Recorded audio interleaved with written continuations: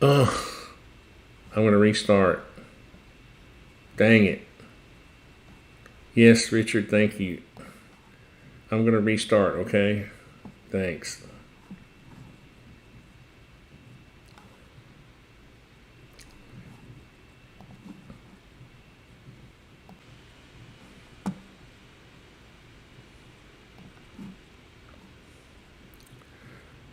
Okay. I hope my audio is fixed now. And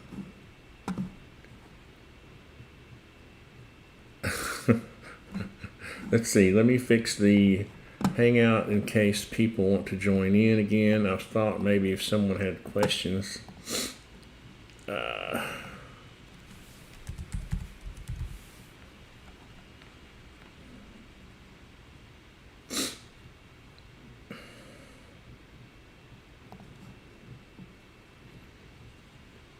It might be fun to do that. I don't know. We'll see. And is it working? We will see. Okay, so I don't know. May have too much going on here. So what I was trying to do was make a video about optimizing roof slope and making the assumptions that the typical width of a house I have seen over the past 40 years in my experience in construction is that 28 feet is the typical width. And I've always wondered, of course, I've looked into this over the years and found that the 28 feet is based on assumptions people make on the spans of materials. So if you look at the span tables and you look at floor joists, you will find that people have seen over the years, if I can get back to floor joist and rafters, and of course this is based on different factors, your live load and dead load, but there's you have these rules of thumb, and over the years 28 feet has sort of become, good morning, hope you're doing well, thanks Ryan, that 28 feet seems to have been based on an average of types of lumber used for floor systems. And I'll turn off the floor here. And so you can see that 2x10s at 16 inches on center will span this. And so what you found over the years is that people have, builders, architects, designers, whatever, have made these assumptions, and they're not false assumptions. It's just that we kind of get into a habit. And in my most recent actual building video of a series I'm doing on the house we're building, I actually went through this whole exercise of determining that 29 feet 4 was actually a width you could get by with 2x10s at 16 inches on center. And so I literally I changed the foundation plan to make the house 29 feet 4 inches, and the owner was happy because that's an extra footer and foot 4 inches that we were able to add inside based on the joist we were using. So what we did was I bought 16 foot 2x10s. We cut off this block, this solid bridging that I like to use. I don't like to use the metal X bridging; it's wimpy. So I thought, well, the 16 foot 2x10s that I was buying, the supplier said, look, I got this stack of, and this is what you have to do. You have to kind of shop a little bit and get your lumber list together and send it out to different suppliers, because sometimes you'll find that, like I did, this guy's got abundance of 2x10 16, and I was like, okay, I'll buy those. They were only a couple dollars more. Well, I cut the 14.5 inches off for the block, and the 2x10 still spanned to the girder. And so what I did was I got a bridging, a block for bridging, and a joist for the same price. So I kind of optimized the floor system. Now, since most people, most builders and homeowners and people make this assumption that 28 feet is still kind of the common width, and people are going to keep doing that, I thought, well, why don't we optimize a rafter? Okay, so instead of me drawing out, I like in the past, me drawing a rafter, I'm going to use my extension from Medique, which Nathan Wilkerson lets me use. I really appreciate him. He's a good guy. And we're going to say roof rafters. And so what we're going to do is we're going to start off with a 3/12 pitch. Let me get this. And I'm not going to run it all the way. I'm just going to do, from here to there, whatever. And then, because I'm going to start off with a 3, and then I'm going to say the overhang is 22.5 because I want to get what I want to do is optimize this for a 2-foot overhang, which is what I like. And we're going to say it's a 2x8 because I think we'll be fine on that. And that's part of this whole thing here. And I probably should have just done this by hand because there's lots of parameters. But let's see. Rafter spacing would be 16 inches. And yes. Okay, let's just run through these right quick. Okay, we'll do sheeting and we'll do 22.5. The reason I'm doing 22.5 on the overhang is because I use a 2x subfascia, so that gets you 24 inches. Let's just see if we can go with that. Let's see. Now let's turn off the roof sheeting and the soffit, and what I'm going to do is let me turn on the ceiling joist right quick just for the visual effect.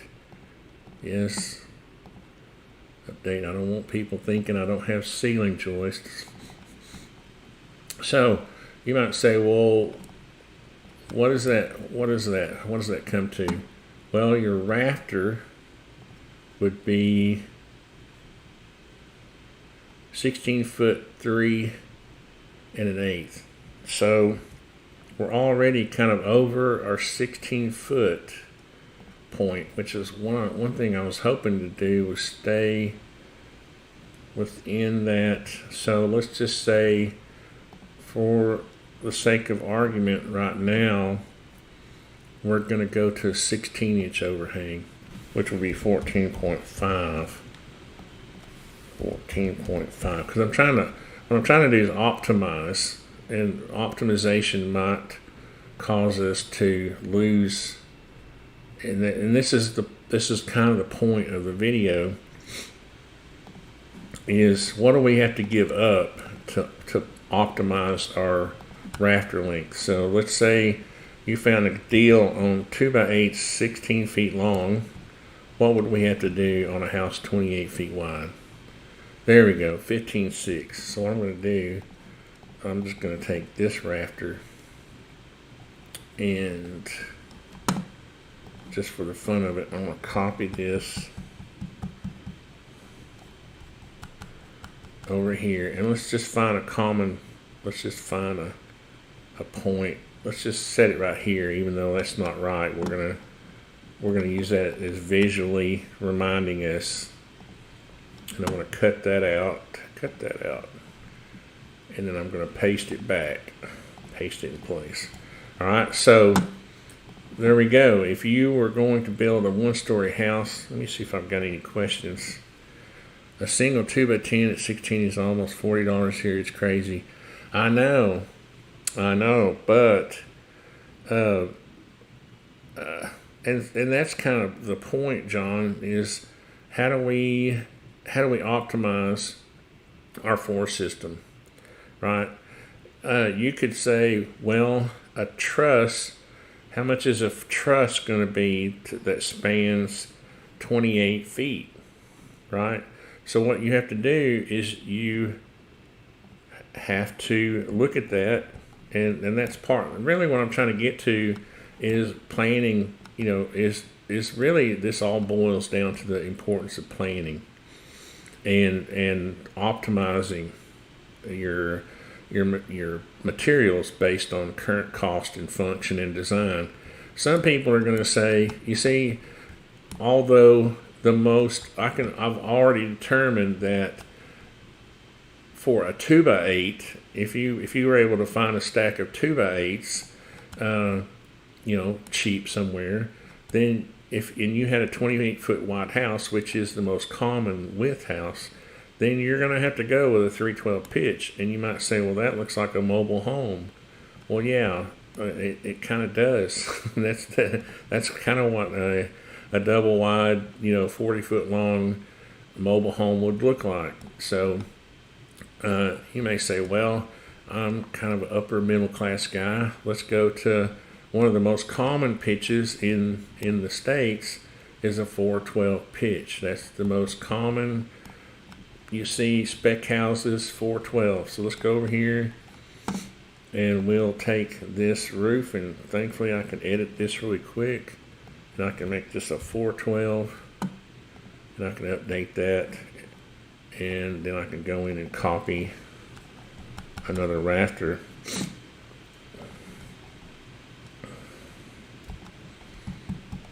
So we'll put it over here just to have a visual, and I'm going to cut it out again because I can't edit that roof paste in place. There we go. Now let's go see what we would have to buy. What rafter length would we have to buy? See, now, we could sneak in, look at that, we could sneak in a 412 pitch on, so already, I'm gonna X out this one. No, I'm not gonna do a 312, okay, so I've already decided, now I've realized, I thought 412 was gonna put me over the edge, but if I found 2x8s, which will span, if you go back to your span tables, 2x8s, okay, so 40 pound, that's floor joist. If we go back to,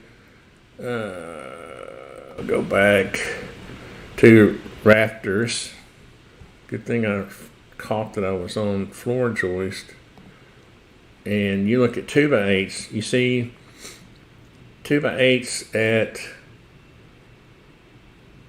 you could actually, well, 16 inches on center would be the most common. Most people don't really understand the concept of 19.2.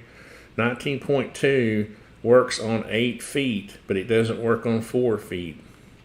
So when you're doing, now I'm a brave guy, right? So I'll actually do this. I've done this 19.2 many times, again, to optimize, if somebody's worried about cost. So on this particular house, I could go 19.2 inches. I'll just show you what that looks like.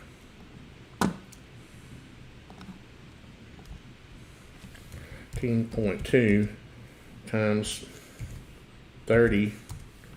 Oh, I got lucky, didn't I? I got close. I know I usually takes about 30. So, and what happens is if you measure, from edge, well, it's center to center, but we'll go edge to edge. Where is it? This one. You see right here. You see 19.2 centers works on 1, 2, 3, 4, 5 rafters. But if you go, if you can't offset it halfway. When you offset your sheets, you have to put it on this one. You see what I mean? So it doesn't work on 4 feet, but it works on 8 feet. So don't be afraid to use that span if you're looking at the span tables and it tells you, don't be afraid to ask your contractor.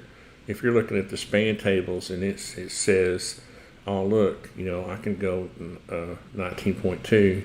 Well, there may be other factors. He may say, well, you live in Alaska and you have a 30-pound snow load, so that won't work. And that is kind of what I'm kind of getting at here. Let's do this. Let's see let's see the difference between, I know I'm kind of jumping around here, but that's going to take about times 36. Yeah, see, it took me 6 more rafters to get to 40 feet. So that's 12 more rafters. So you might say to yourself, it's not worth, I would say to myself, it's worth having those extra 12 rafters. They're what, $10 a piece. So $120 to get the extra support. Because it is nice being able to put them on 16-inch centers. Let's see if we have any questions. Is anybody in the hangout? Hello.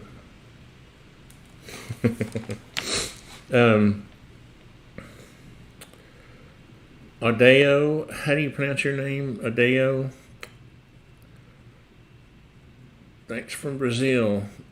Sorry if I'm not pronouncing your name properly. Thanks for watching. But that's kind of what I'm getting at here. So far we're at, I don't think we're going to be able to go to a 512. We'll see. Here's the funny thing about spans, okay? The span is a horizontal dimension, okay? When you're looking at the span tables, where is it? Where'd we go? Okay, this span right here is a horizontal dimension. It's not a slope dimension, okay?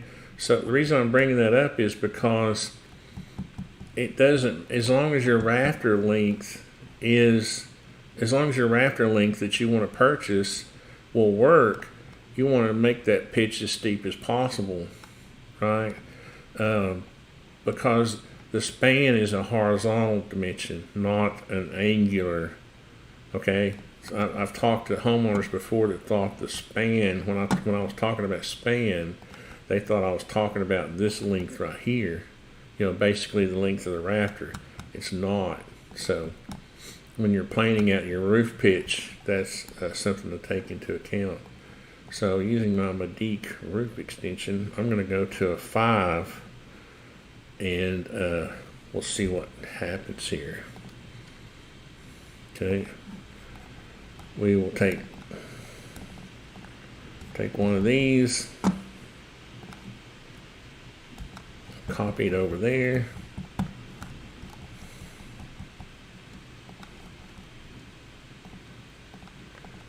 If I can get the end of it like that, and we'll cut it out so we don't mess up our paste in place. And let's see what the length of that rafter. Now, I like a 24-inch overhang, so 16 feet 4. Okay, so now we're into the 18-foot category. Okay, so that's what you want to do. You want to look at this as common lengths of materials. 10 foot, 12 foot, 14 foot. It goes in 2-foot increments on your framing lumber. Okay, so now we're into, and what I might do is I'm going to put myself, so yeah, I'm going to put a little 18-foot 2x8, just so I'll know that I've had to cross over into the next length. I'll have that. So now let's see. Now you might say, well, if I have to buy an 18-foot 2x8 anyway, how far can I go? What kind of pitch can I get? So we're going to find out. So 6 and 12. Thankfully, I can edit this thanks to Nathan Wilkerson at Medic Design. He's an engineer that developed this extension, and it is hugely, let's see, I meant to do this.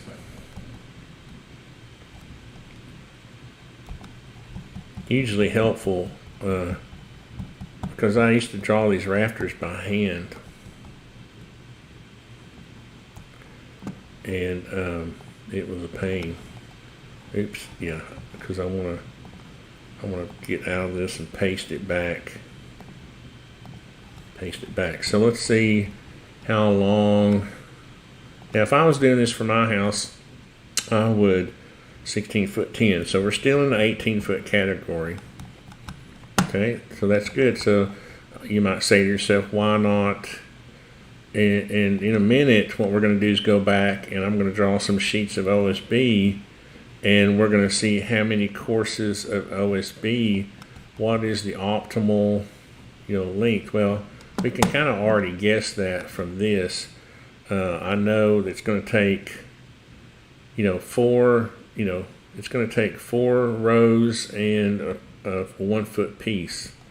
Okay, so here, well, it's still going to take, you might be able to cheat.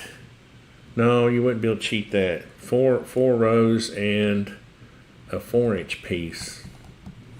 And of course, for this, we know that 4 rows will work because our 16 foot rafter will work. So that's 4, so you're going to have a couple of extra sheets of OSB per side on this one versus that one. All right, so let's move. I'm trying to spend like all day on this, so I'm trying to get through just to show kind of the point I'm making here on this whole thing. I was kind of hoping to get through all the pitches just for the fun of it. Since I have this ability to do this quickly, I was hoping to be able to do that. That would be up to your tolerance as to how long you could watch. So let's go down here. We're going to 7. Now, all this kind of assumes, oh, that's 8. That's the wrong house. Thanks. Good thing I labeled them. I did do a little homework before I started. Cut, and then we'll go out and paste in place. There we go. Let's see how long that one is. 17 feet 5. Okay, so we're still in 18 foot category. So you see, I have moved up, and you see this 712 is much more attractive than the 512. And was I into 18 foot? That kind of makes me wonder. Yes. Oh, yeah, 18 foot, because that's 16 feet 4. And then here we got 17.5, so we're still good on the 18 footers. So that's kind of where you can see now I'm skipping 2 to 3 pitches based on going up in pitch. Let's go to, what is it? What am I up to now? 812. We're getting there. Be patient. 8. Update. Now, if I wanted to do this the quick way, I would just, change this roof pitch and then just measure it right here. But I wanted to have something graphic that I could refer to in the future. If I'm building a 28 foot wide house, I can come back and reference this. 18 feet 1. Oh. Okay, so I'm going to call that a marginal. I'm going to call that iffy because, so what you find here is, I'm going to say cut and then paste in place. So here's an issue here might be is if you're studying your roof and you say to yourself, I want more attic storage, and this is why I'm using rafters instead of trusses. You can see how much more storage you would have up here. Of course, if you're going to do storage, you want to use a nice size ceiling joist, depending on what you plan to store up there. But if you might say to yourself, well, this 16-inch overhang, how important is that versus just cutting off an inch?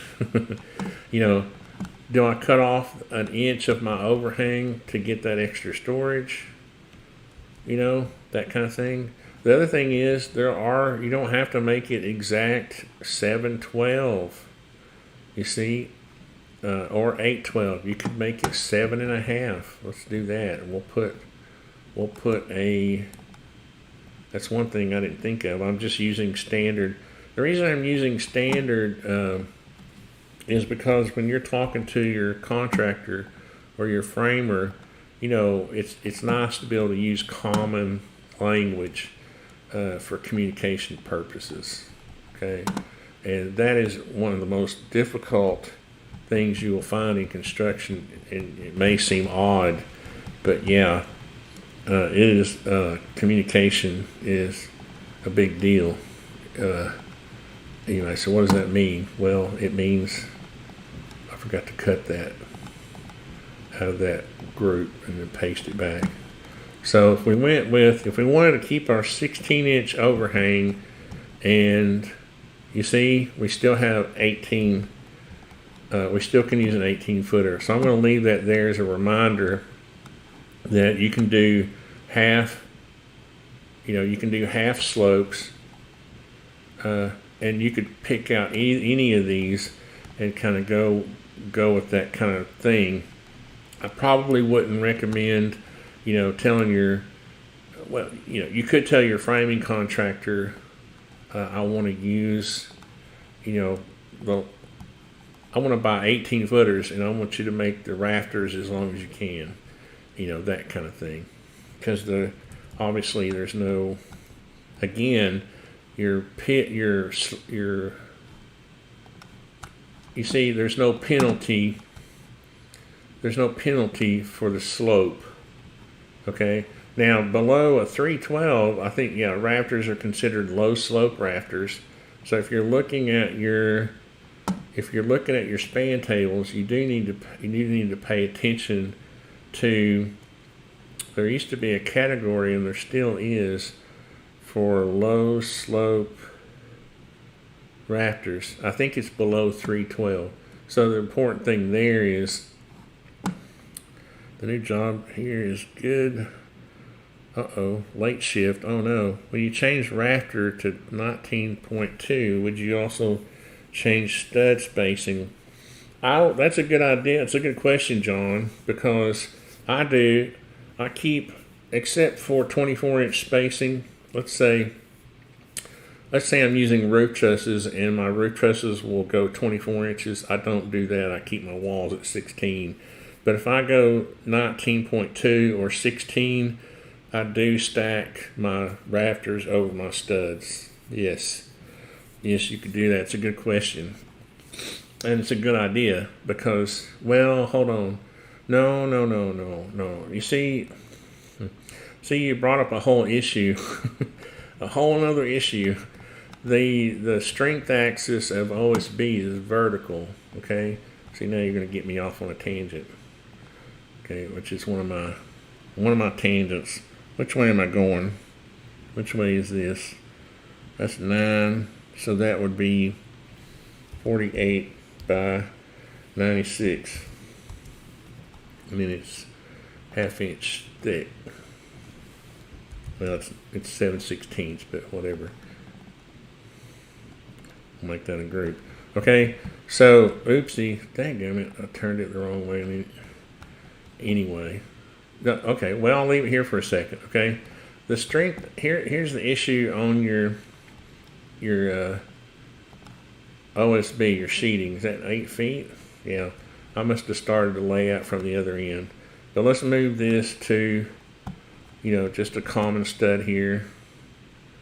Where am I?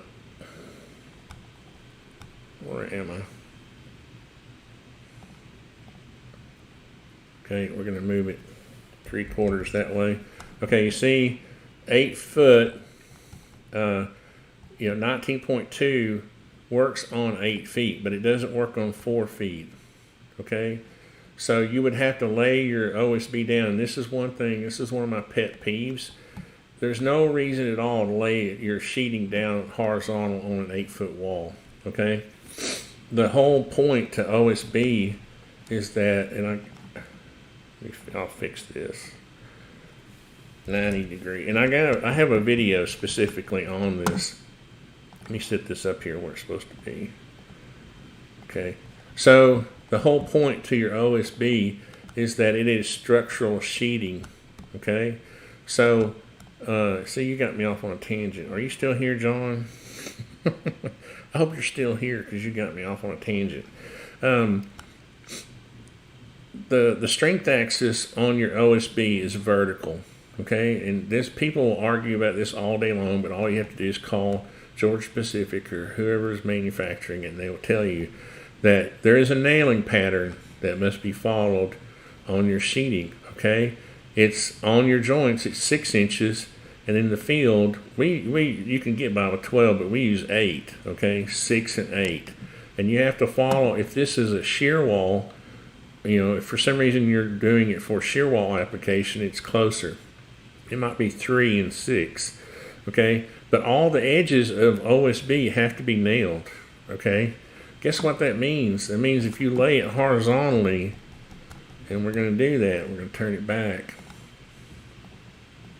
I can't believe I let you get me off on this tangent, because this is a pet peeve of mine. It's really kind of funny, actually. Now, guess what? You can't nail the edges per code. Okay, so guess what? You're going to block, and thanks to Medique, I can turn on blocking. I'll just show you right quick. Yes, and 48. Update. I said yes, update. Did I mess it up?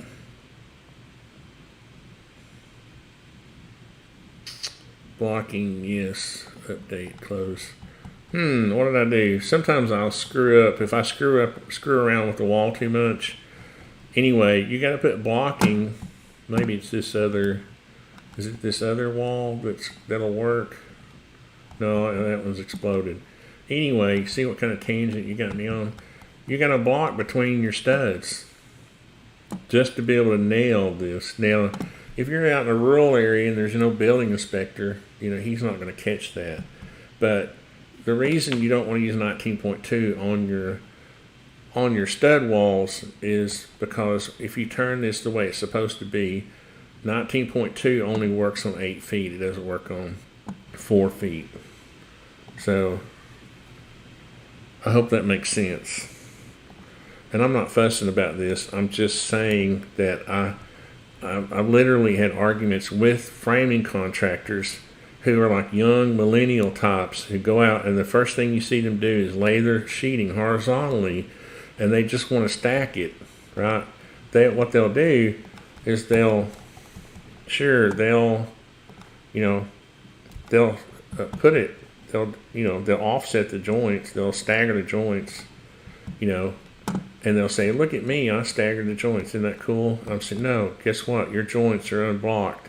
So you can't even nail this even on 12-inch centers, right? So what happens is with OSB is it's kind of wimpy to really, the other reason, the whole purpose of the nailing pattern around the edges is to give your wall strength, okay? To give your wall rigidity. That's the whole purpose behind the wall sheeting, is to help your wall structurally, okay?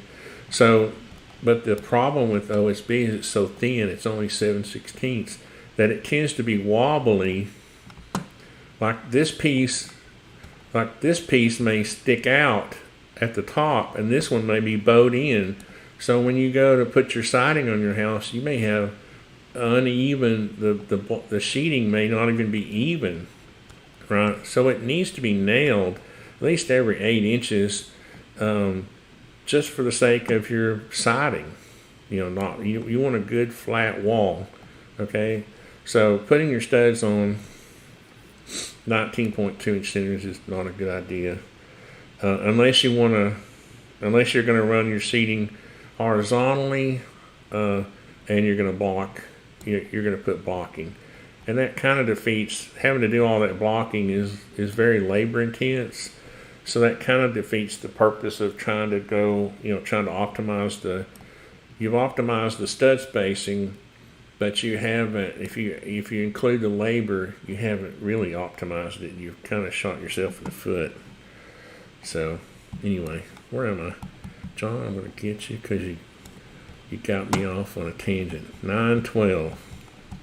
But it's actually a good question. These are all the questions you want to ask your contractor. And if you start asking him these questions, he's going to say, ooh, I'm dealing with an intelligent homeowner. I'm going to have to be careful what I do. Okay. I actually like working for intelligent people because communication is much better if we talk about something they understand it. It's better for me. I imagine some contractors like ignorant homeowners just because maybe they think they can make money off them or so. I don't know. I'm not trying to. 18 foot 10. Okay, so now here's where we really start to get into extremes, because now we're talking 20 footers. Okay, 20 foot 2x8. Okay, this is where we cross over. Now, could we do, what did we have here? 18 foot 1. This one was questionable, see. The way we got by with the 2x8 here at 16 inches on center was going to a 7.5 12.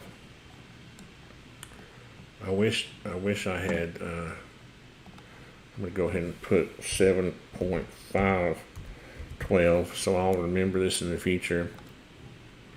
Can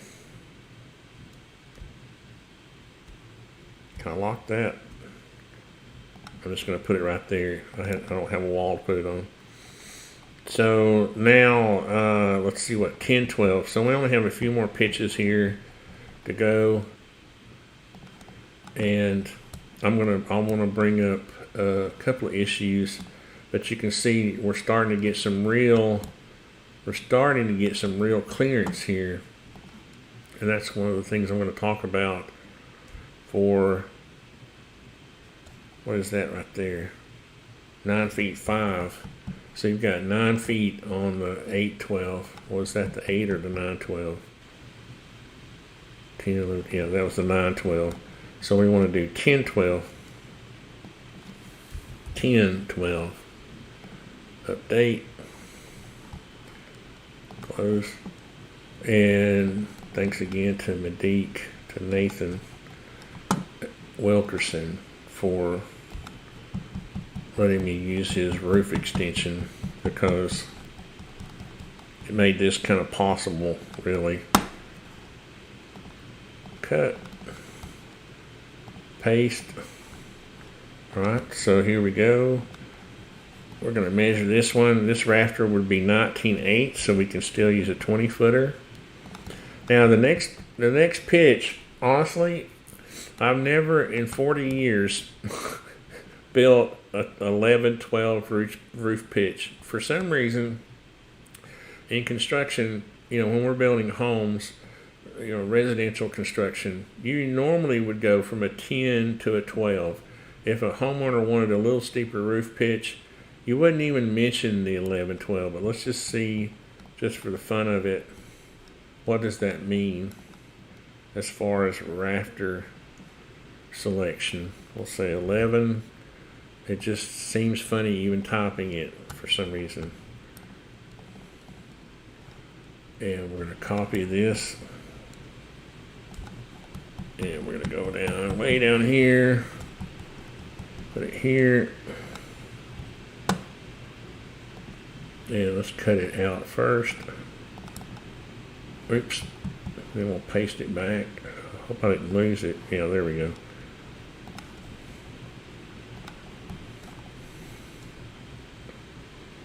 Uh-oh, 20 feet 5. Oh no, we've crossed over to the 22 footers. What did I do? What did I do, people? What did I do? What did I do? How did I do that? Where did my...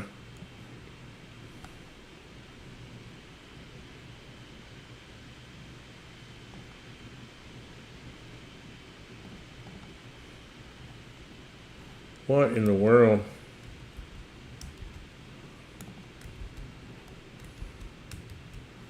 What did I do?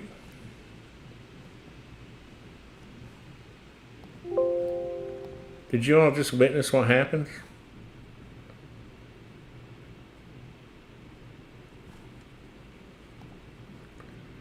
What happened to... I hit a button and everything disappeared. What happened?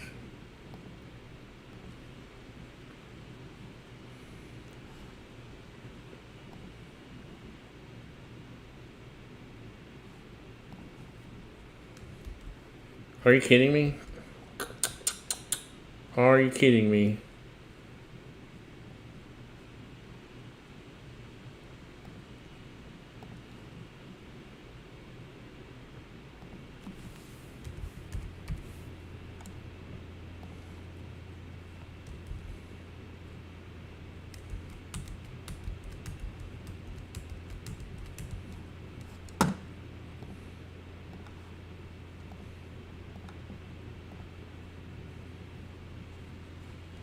What in the world? Okay. All that work. What happened? What happened? This was the stuff that I did when I first started before I even started the live stream. I hit some kind of key series and everything I just did disappeared.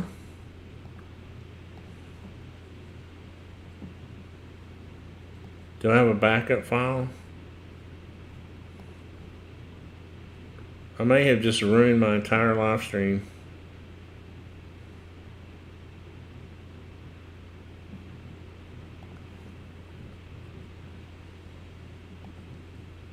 I am just... How in the world?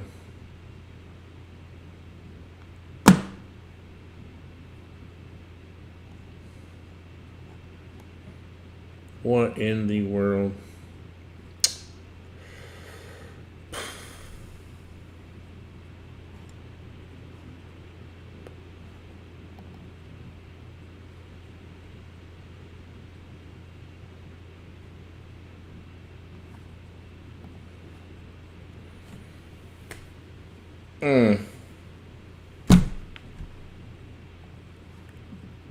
Undo. I did undo.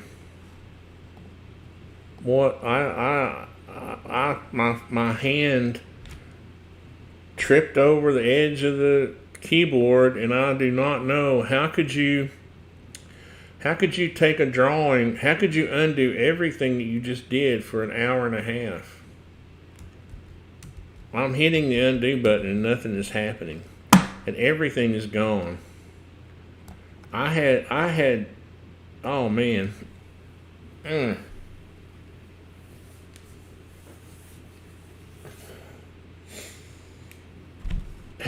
going to go back and look at the replay, I guess, eventually, but that's ridiculous. I had done a lot of background work on this before I started, and it just disappeared. These are all my layers over here. There's no work in this drawing except for what you're looking at. And I hit the undo button. Let me go back to this file. And I can expand all the layers. There's nothing there. This is it. What in the world? Alright guys, sorry about that. I'll have to, I guess, to summarize, look at the, I'm sorry. I'm befuddled. It literally my hand was on the edge of the keyboard where it always was. Somehow I hit Control Alt Windows Shift Caps Lock something, a keystroke, and it basically just disappeared. All the work that I did on this drawing went back to the very beginning, even before the live stream. I don't know how that's possible. You can't undo an entire 2 hours worth of work. Anyway, so I guess I'll end it here. Maybe it reopens the file. Yeah, what kind of keystroke does that? First, what kind of keystroke reopened? That's exactly what happened, but what I didn't realize is that I had opened this. What I had done was, I did a lot of work on this before I started the live stream. This is one of my videos for my Artisan School of Construction, where I'm teaching my apprentices about wall framing, and I copied all this into the drawing, and it's just gone. Some kind of keystroke. That's what I did. I copied that stuff into here. I had done these, I had saved this, and I brought that stuff in, and I started the video, and I put the roof on it. So I'll have to go back and maybe, I don't know if I'll reproduce it or not. I guess maybe I should just summarize the video and say, look, take your, because at least that part is recorded, right? So I can say, if you take the width of your house, have your designer, your contractor, if you're building your own home, look at your span tables and optimize your floor joists, your rafters, all that stuff, and don't be stuck in a box. Don't let your contractor say, well, I got to use a 412 because that's what I've always built. Look at how much better even a 512 looks over the 412 or the 312. Optimize those rafters out, the lengths.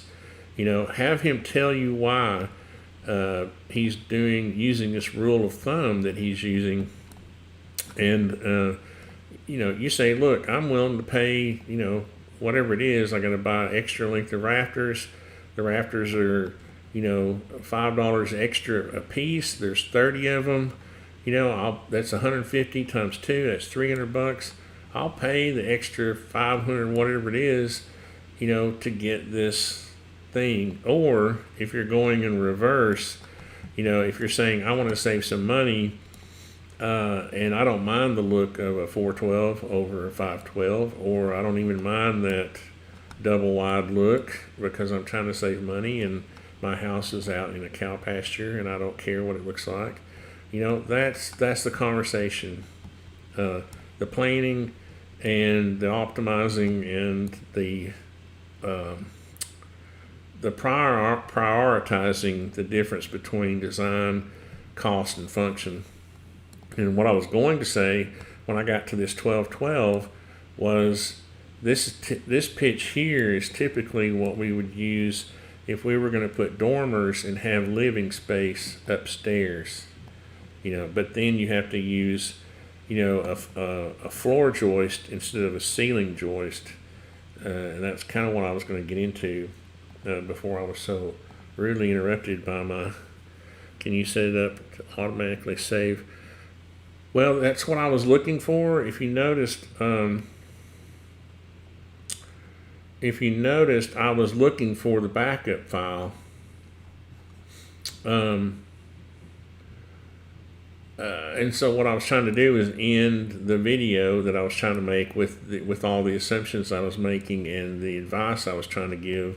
And then after that, I was going to go back and try to find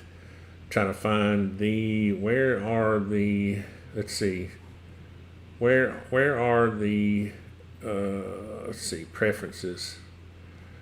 Where are the backup? where are the backup or the autosave? The other thing is I just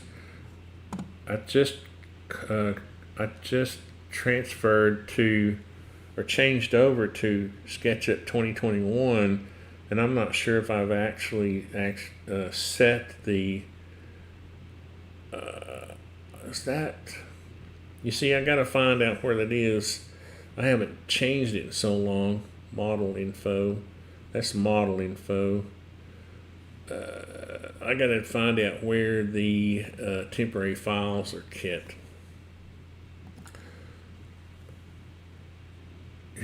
You hit file underscore revert in there. How did I do that? What key combination was that? Let's see. Where are SketchUp autosave files saved? SketchUp community. See, it's going to take a little time. I have to go through this regular intervals. This autosave. See, autosave for PC default autosave is my documents folder, but you can change it under models, preferences, files, models. So let's go look under my documents. How much you want to bet there? It's not there because I haven't set it because I changed versions and I haven't. I guess you learned this lesson. Preferences. What was it? Files, models.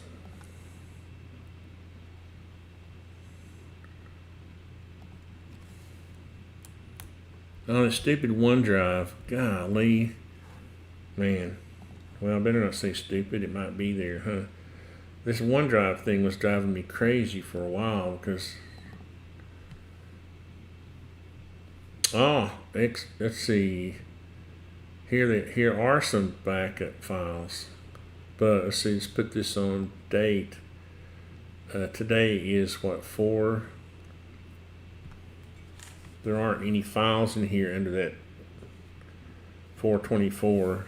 So, no, I just screwed up. I hit a key combination because my hand kind of bumped the edge of the keyboard and then my fingers hit the keyboard. And I'll have to go back and recovered files. It was a mouse selection. Daggum mouse. Recovered files. Where would it be? This is saying autosave recovered files. Are you saying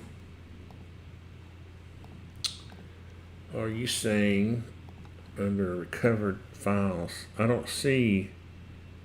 It says models, components, materials, styles, textures, watermarks, export, classification.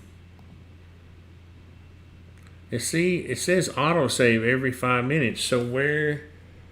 This is a problem I've had before with SketchUp, is that it literally says autosave every 5 minutes, and where are the autosave files? Let's see. I'm really kind of wasting time in this live stream though, because y'all don't want to see all this junk. Let's do this PC. Are they SKP files?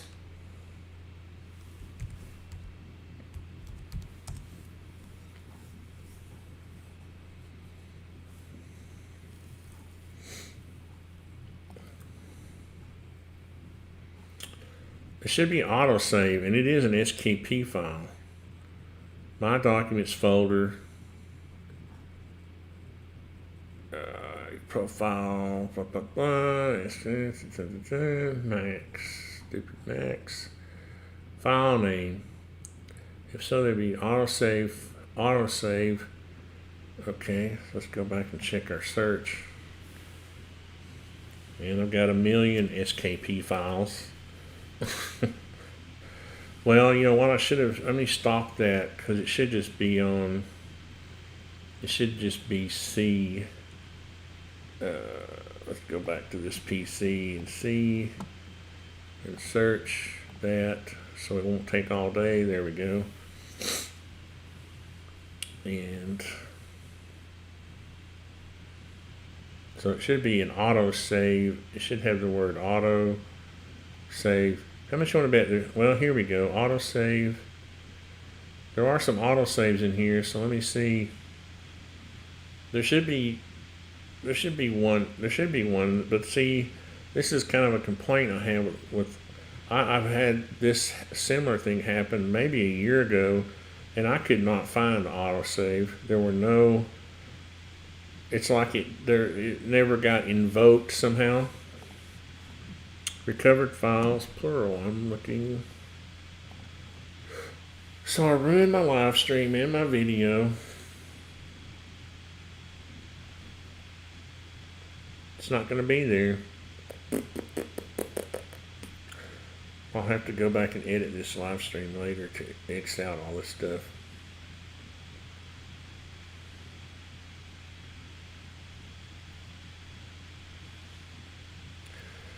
It's not going to be there.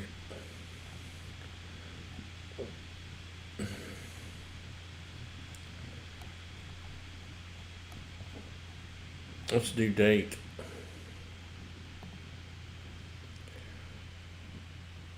Oh, wait a minute. Oh, wait, no.